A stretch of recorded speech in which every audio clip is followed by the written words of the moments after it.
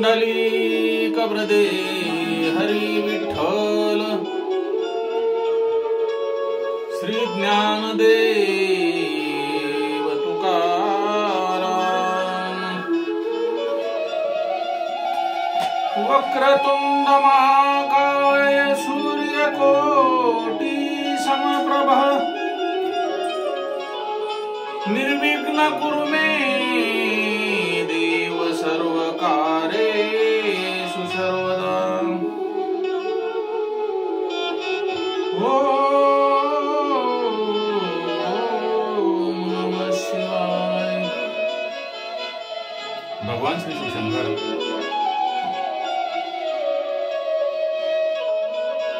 माता पार्वती त्यांचे सुपुत्र भगवान श्री गणेश आणि माता सरस्वती यांना वंदन करून तसेच सप्तनद्या ज्या मंगलमय असून कोणत्याही कार्याच्या प्रसंगी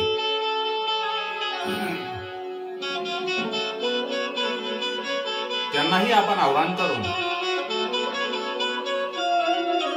हे सप्त नद्यांनो आमच्या या शिवपुराण रूपी कथेमध्ये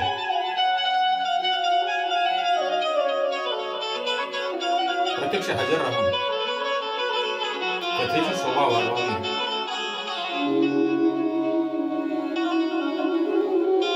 त्या सप्त नद्यांना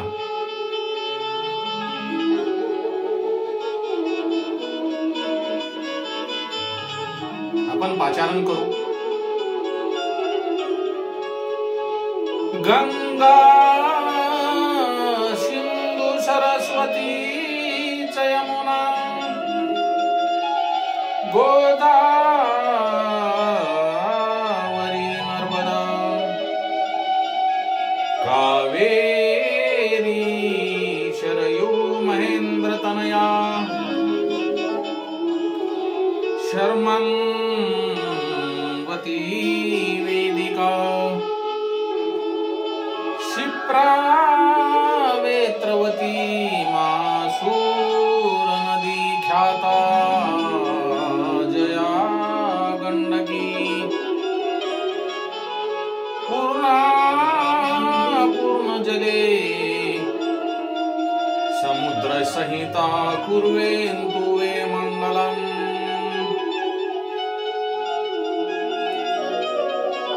गुरुर ब्रह्मा गुरुर विष्णु गुरुर देवो महेश्वराय गुरुर साक्षात् परब्रह्मं तस्मै श्री गुरवे नमः। ओम नमः शिवाय।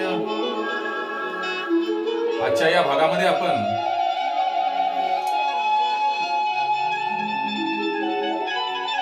शिवनामाचा महिमा काय आहे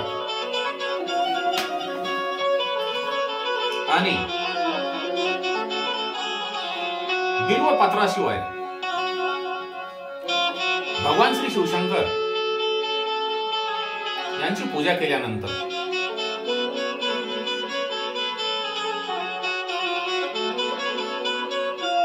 आपल्याला त्याचे काय पुण्य मिळते आणि कोणते फुल वाहयास पाहिजे।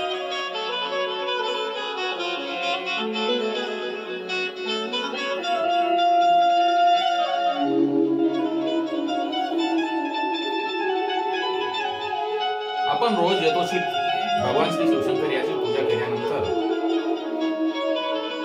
दुर्वा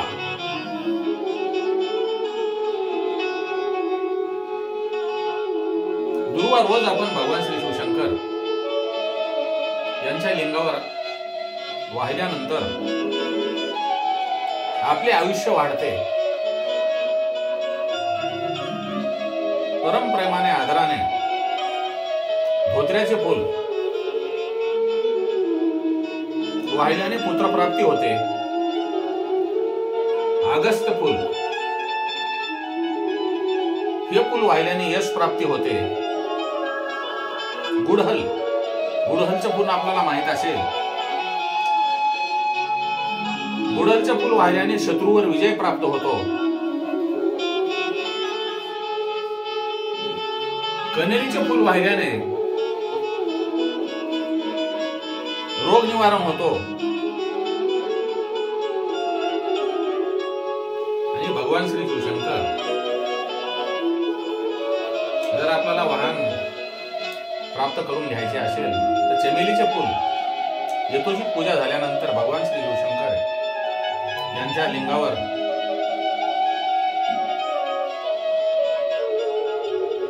आपण वाहण्यास काही हरकत नाही. बेलपत्र,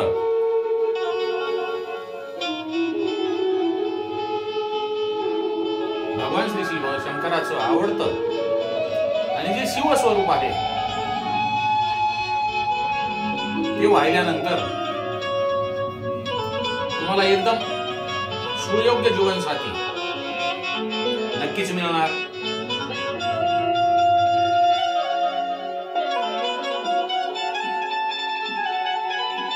जुनीचे फुल आणि अखंड पांढरे तांदूळ, ज्याला म्हणजे थोडासा सुद्धा खंड असला नाही पाहिजे,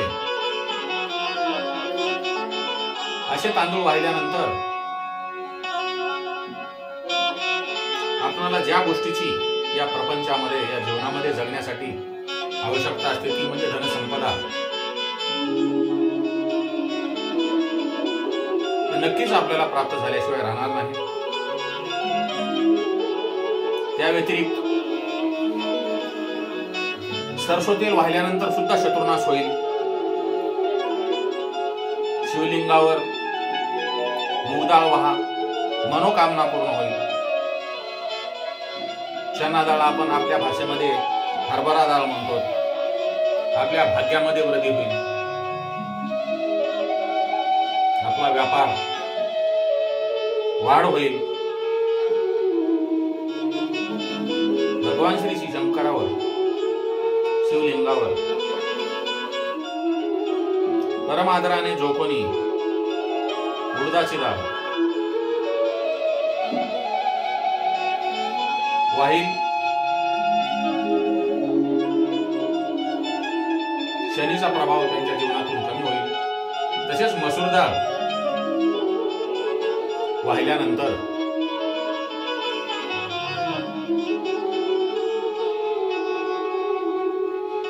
कर्जमुक्ती झाल्याशिवाय राहणार नाही, अशी सुची ऋषी मुनींना सांगत असून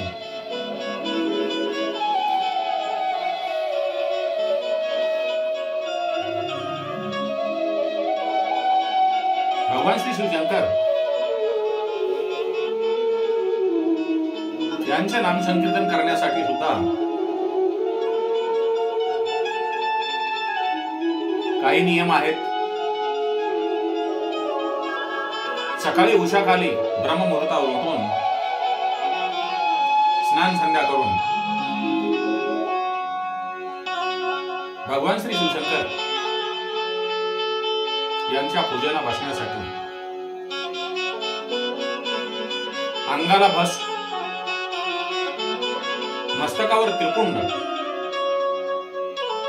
आणि गळ्यामध्ये रुद्राक्षाची माळ,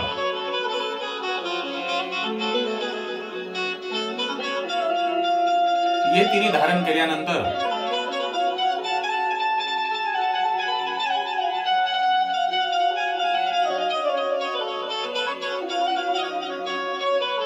गंगा, यमुना, सरस्वती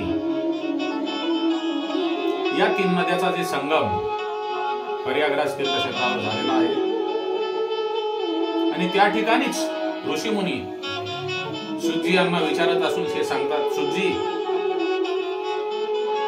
महाराज म्हणतात, हे ऋषींनो, त्रिपुंड, अंगाला भस्म आणि गळ्यामध्ये रुद्राक्षाची माळ, त्या एवढा भाग्यवान कोणीही नाही.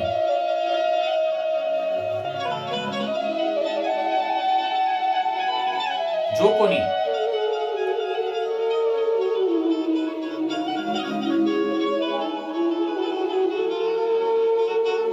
तिन्ही धारण करेल. या तिन्ही नद्याचा जितका संगम पवित्र आहे तेवढाच तो महात्मा सुद्धा पवित्र आहे. त्याचे सर्व पाप मनाने दूर जातील.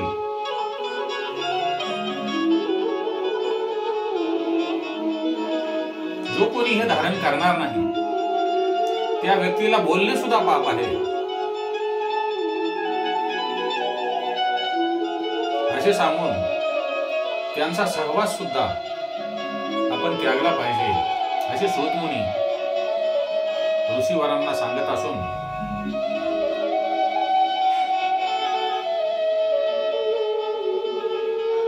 भगवान श्री शिवशंकर याचे नाव गंगा, विभूती यमुना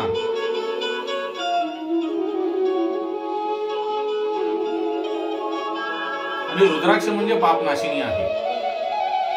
आपण जे मस्तकावर गळ्यावर त्रिपुंड लावतो ते भगवान श्री शिवशंकर यांचे नाव. विभूती यमुना आणि रुद्राक्ष पापनाशिनी सरस्वती नदी आहे. ज्यांच्या शरीरावर हे तीनही असतात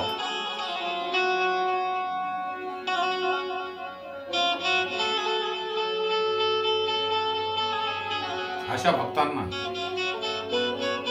त्रिवेणी स्नान म्हणजे तिन्ही नद्यामध्ये स्नान केल्याचं पुण्य मिळते.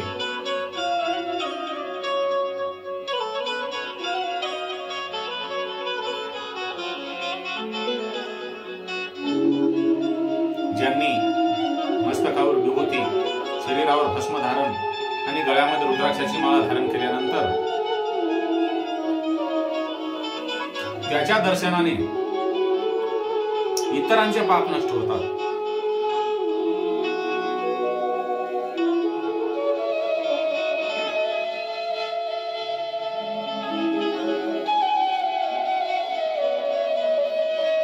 शुद्धी सांगतात या प्रत्येक स्थळावर जेवढे काही पाप आहेत, जेवढे काही दुःख आहेत तेवढे फक्त भगवान श्री शिवशंकर यांच्या नाम संकीर्तनाने नष्ट होतात.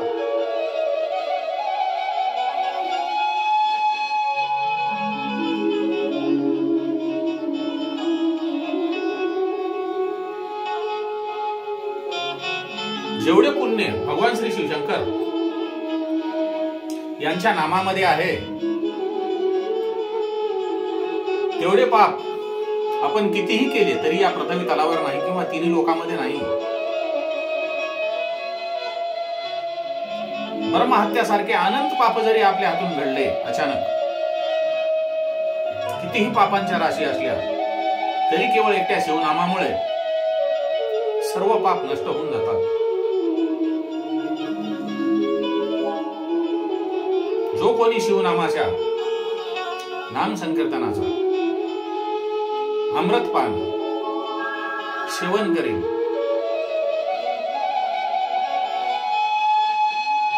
जो कोणी सतत भगवान श्री शिवशंकर याचे नाव घेईल, अखंडित भक्ती करेल,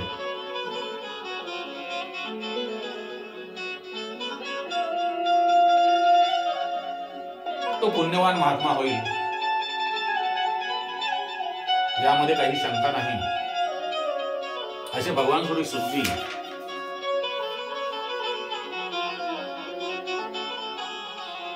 ऋषीमुनींना सांगत असून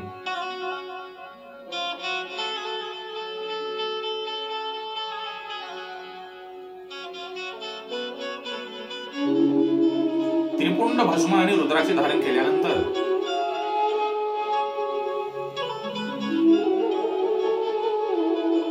भगवान श्री शिवशंकर यांच्या नामाचा जप करावयास पाहिजे.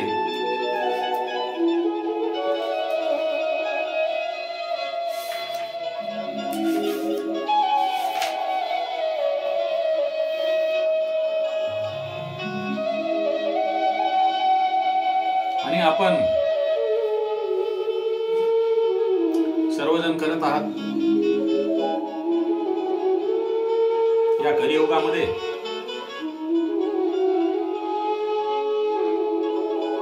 नाम संकीर्तनाशिवाय पर्याय नाही. आपल्याकडे वेळ फार अपुरा आहे.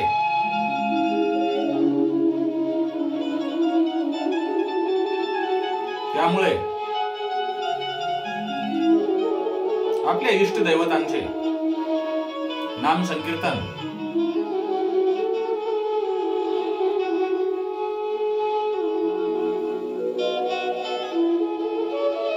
आपण रोजचे प्रपंच करत असताना, काम करत असताना आजपाजप जसा की मनुष्य पूर्ण 24 तासामध्ये 21,600 वेळेस श्वास घेतो, परंतु त्याच्याकडे भगवान श्री शंकर किंवा भगवान महाविष्णू नारायण यांचे नाम संकीर्तन करण्यासाठी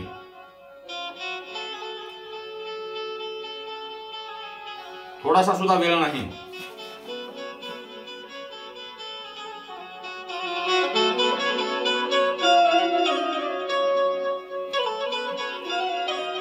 मनुष्य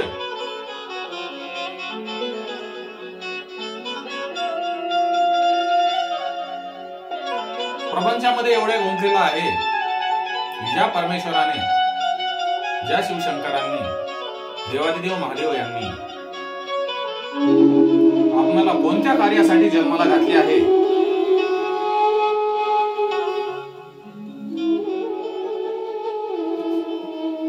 हे सुद्धा आपल्या लक्षात येत नाही.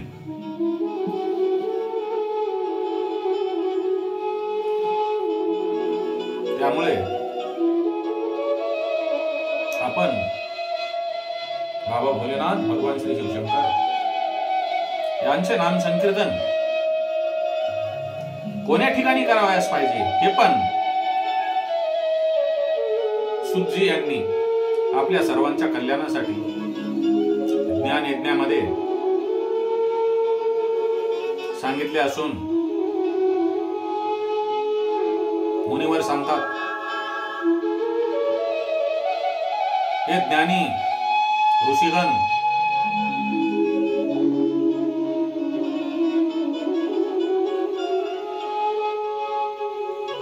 या जगामध्ये 50,000 करोड 50,000 कोटी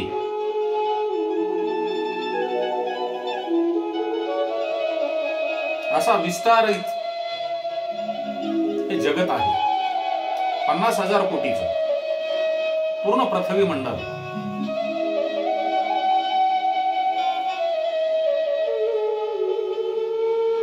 या 50,000 कोटी एकरावर भगवान श्री शिवशंकर, भगवान श्री शंभू यांनी कृपा करून आपल्या क्षेत्राची कल्पना केली असून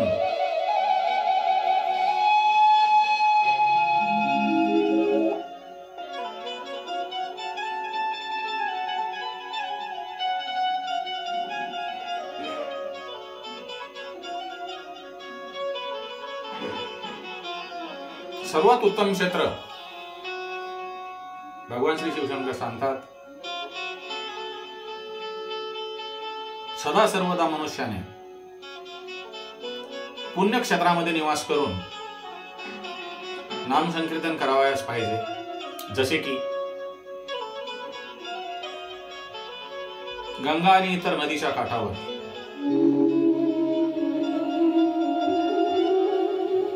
वास्तव्य करून नाम संकीर्तन करावयास पाहिजे. गंगा नदी इतर भगवान श्री शिवशंकर यांच्या जटामधून पृथ्वी तरावर आलेली एकदम सुंदर अशी फल देणारी असून 60 मुख असणारी सरस्वती नदी एकदम पुनीत या नदीच्या काठावर निवास करून जो कोणी भगवान श्री शिवशंकर यांचे नाम संकीर्तन करेल तो ब्रह्मलोकामध्ये नक्कीच जाणार. हिमालयामधून निघालेली शतमुखी 100 मुख असणारी गंगा नदी एकदम पावन आहे, पतित पावन. तिच्या काठावर किंवा काशी जे पुण्यक्षेत्र आहे तेथे जाऊन राहावयास पाहिजे. आणि बाबा भोलेनाथ यांचे नाम संकीर्तन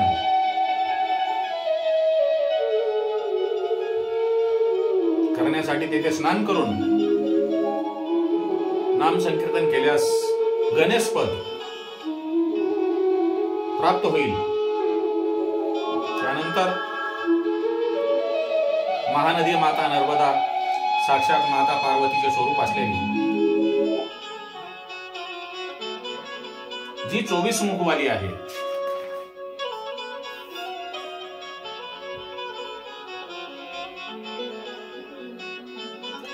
तिच्या काठावर वास्तव्य करून जो कोणी नाम संकीर्तन करील, तप साधना करील,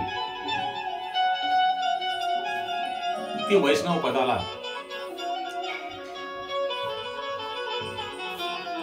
पाठवण्यासाठी आशीर्वाद देणारी महानदी असून 12 मुखवाली तामसा नदी, 10 मुखवाली रेवा नदी आणि महापुण्यदायक जिला आपण दक्षिण काशी म्हणतो, जी आपल्या महाराष्ट्रामध्ये नाशिक त्र्यंबकेश्वर येथून वाहत असून गौतम ऋषीच्या तपश्चर्यानंतर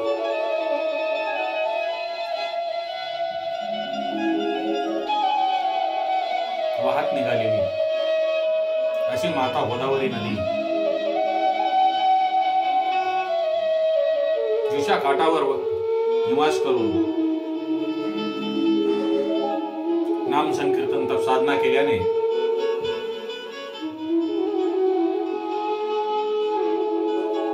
जी 21 मुखी आहे,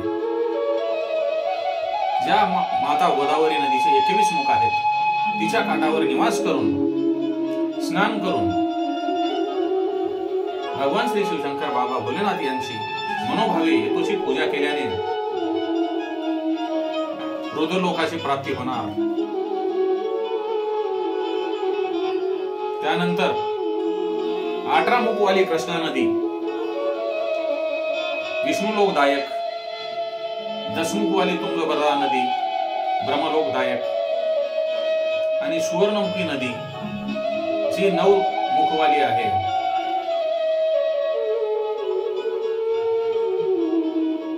अशा बऱ्याच नद्या ज्या ठिकाणी आपण वास करून भक्तिभावाने भगवंताचे, भगवान श्री शिवशंकर यांचे नाम संकीर्तन करून जीवाचे कल्याण करून घ्यावयास पाहिजे.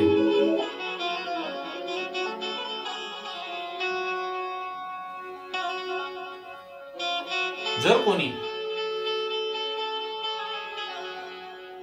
बुद्धिमान पुरुष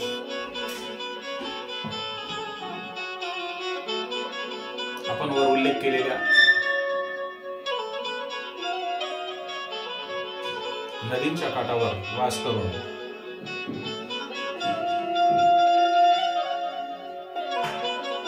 भगवंताचे नाम संकीर्तन करतो, भगवान श्री शिवशंकर यांची पूजा अर्चा करतो, त्यास नक्कीच बुद्धी आणि सिद्धी प्राप्त होणार, यात शंका नाही. या तीर्थक्षेत्रावर साधना केल्याने जेवढे लवकर पुण्य मिळते त्यापेक्षा अवघड गोष्ट म्हणजे या क्षेत्राच्या ठिकाणी थोडेसे जरी आपल्याकडून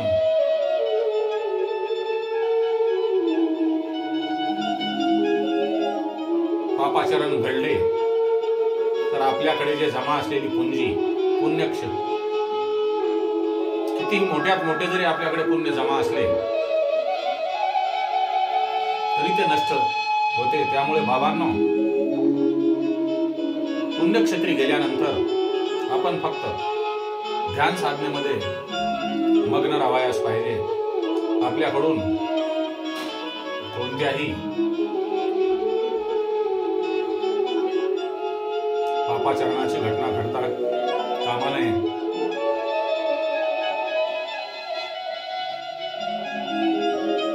तीर्थक्षेत्रावर काही वाचिक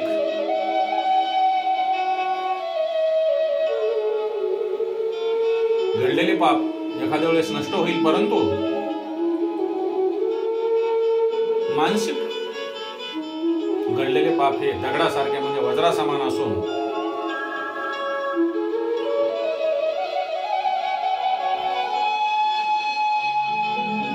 जे कल्पांतरापर्यंत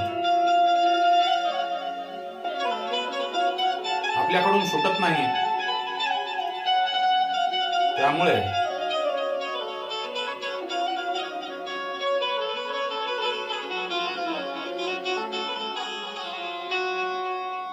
आपण जीवन जगत असताना निष्पाप जीवन जगणे एकदम अत्यंत असून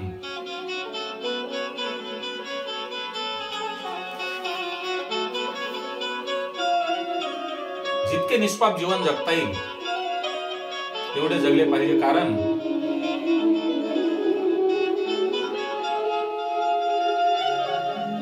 नामाचा महिमा एवढा मोठा आहे की नामापेक्षा या जगामध्ये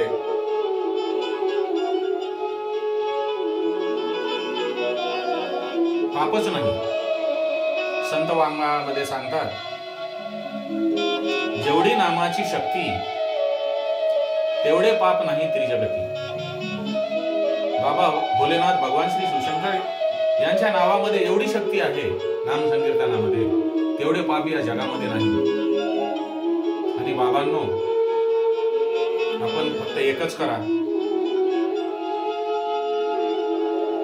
ओमकार या प्रणव मंत्राचा जप करा अथवा ओम नमः शिवाय या पंचाक्षरी मंत्राचा जप करा किंवा त्र्यंबकराज किंवा रुद्र गायत्री मंत्र.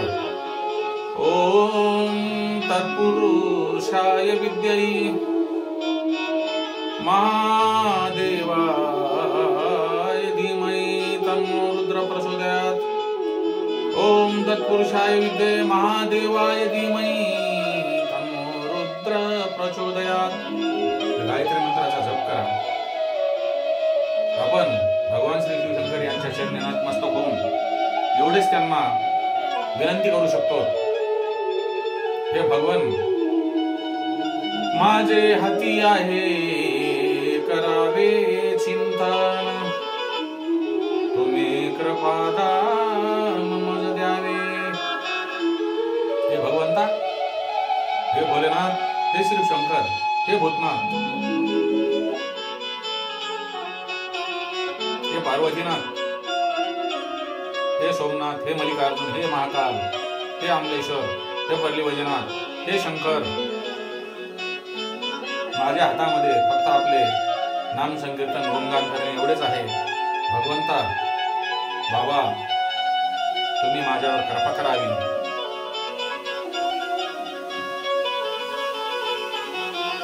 असे संकीर्तन करून भगवान श्री शिवशंकर यांच्या चरणी नतमस्तक व्हा. आणि शेवटी पूजा आणि अर्चा संपल्यानंतर भगवंताकडे एक मागणी करा. हे भगवंता, मी आपली पूजा करत असताना काही माझ्याकडून चूक असेल, झाली असेल, ते क्षमस्व. आणि त्यासाठी एक त्यांनी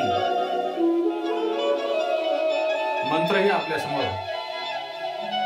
ठेवलेला असून तो आपण पूजेच्या शेवटी नेहमी म्हणत जावा. कारण का, भगवान श्री शिवशंकर यांची पूजा करत असताना आपल्याकडून काही एखादी चूक झाली असेल ती भगवंता आपण पोटामध्ये घालून मला माफ करावे. मंत्रहीन क्रियाहीन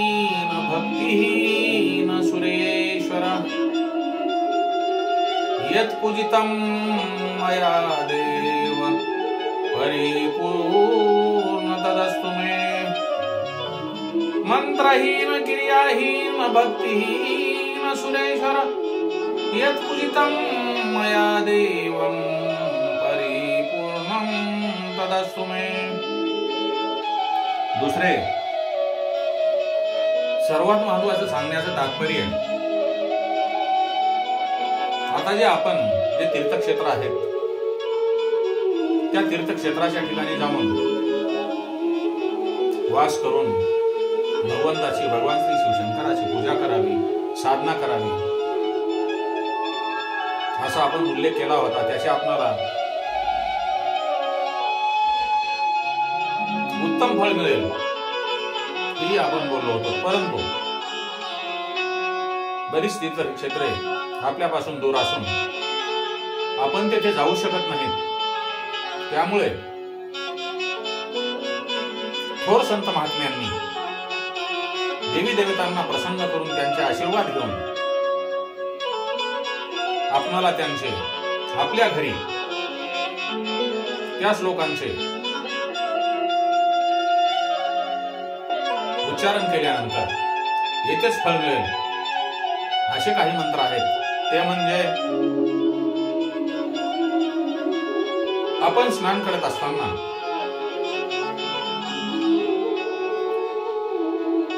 ज्या पात्रामध्ये आपण स्नानासाठी पाणी घेतो त्या पात्रात पाणी घेतल्यानंतर स्वतः गंगा मैया, गंगा माता यांनी सांगितलेलं आहे, जो कोणी पुरुष त्याच्या स्नानाच्या वेळी माझ्या या श्लोकाचे स्मरण करेल त्याच्या पात्रामध्ये मी अवश्य येऊन त्यांना गंगा स्नान करेन। तो श्लोक म्हणजे नंदिनी नलिनी सीता मालतीच महापगा, नंदिनी नलिनी सीता मालतीच महापगा, विष्णु पादांज संभुता गंगा त्रिपदगामिनी, भागीरथी भोगवती जानवी त्रिदशेश्वरी, द्वादशशतानि नामानि यत्र यत्र जलाशे, स्नानोदित्य सम्रे नित्यं तत्र तत्र वसाम्यहम्, स्नानोदित्य सम्रे नित्य तत्र तत्र वसाम्यहम् असे गंगामायांनी सांगितले असल्यामुळे जो कोणी पुरुष श्रद्धा भावनेने स्नानाच्या वेळेला माझे स्मरण करेल त्या पाण्यामध्ये मी नक्कीच येऊन त्या माणसाचा उद्धार केल्यास शिवाय राहणार नाही असे भगवान महाविष्णुनारायण यांच्या चरणापासून निघालेली गंगामैया भगवान श्री शिवशंकर यांनी आपल्या जटामध्ये धारण केलेली अशी ही पुण्यकारक गंगामैया आपल्या स्नानाच्या वेळी हजर राहून आपले कल्याण केल्याशिवाय राहणार नाही असे स्वतः गंगामैयांनी या श्लोकाद्वारे सांगितले असून त्या व्यतिरिक्त हा श्लोक जरी आपल्याला आठवत नसला, दुसरा श्लोक म्हणजे विश्वेशं माधवं दुंडी, विश्वेशं माधवं दुंडी दंडपाणी च भैरवं, वंदे काशी भूय गंगा भवानी मनकर्णिकां, वंदे काशी भूय गंगा भवानी मनकर्णिकां या श्लोकाचे आपण दिवसातून कोणत्याही वेळी जरी स्मरण केले तर आपल्याला गंगा मैया यांच्या या पवित्र क्षेत्रामध्ये तीर्थामध्ये स्नान केल्याचे पुण्य लाभणार असे स्वतः गंगा मैया यांनी सांगितलेले आहे। मित्र हो, श्रोते हो, आपण नक्कीच या श्लोकाचे दररोज स्नान करते वेळी किंवा स्नान झाल्यानंतर दुसऱ्या मंत्राचे स्मरण करून याचा या कलियुगामध्ये या जडजीवाचा उद्धार करण्यासाठी लाभ घेणार, एवढी मी आपल्या सर्वांना विनंती करून आपल्या चरणी नतमस्तक होतो आणि भगवान श्री शिवशंकर, माता सरस्वती, भगवान श्री गणेश, माता सरस्वती यापुढेही मला आपल्या पुढे 4 शब्द सांगण्यासाठी त्यांच्या कृपाशीर्वादाने सद्बुद्धी देतील अशी मी त्यांच्या चरणी लीन होऊन नतमस्तक होऊन प्रार्थना करून आजची कथा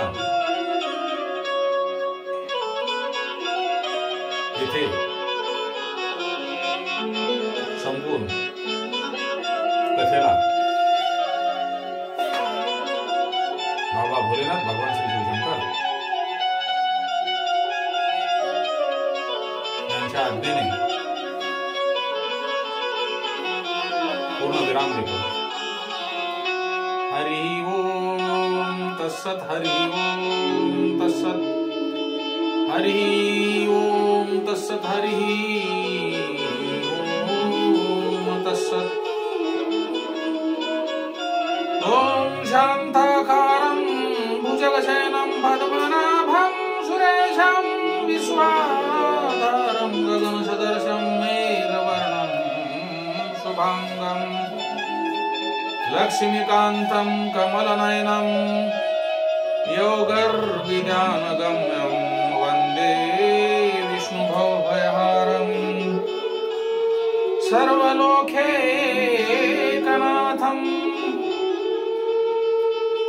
कैलासराना शिवचंद्रमौळी फणींद्रमाता मुकुटझाळी कारुण्य सिंधू भवदुःखहारी तुझवीन शंभो मज कोण तारी तुझवीन शंभो मज कोण तारी सर्व मंगल मांगल्ये शिवे सर्वार्थ साधिके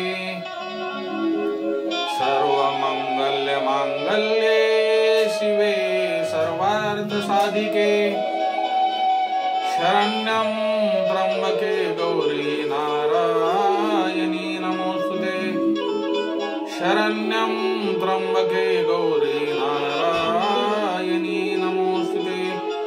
हरि ओम तत्सत, हरि ओम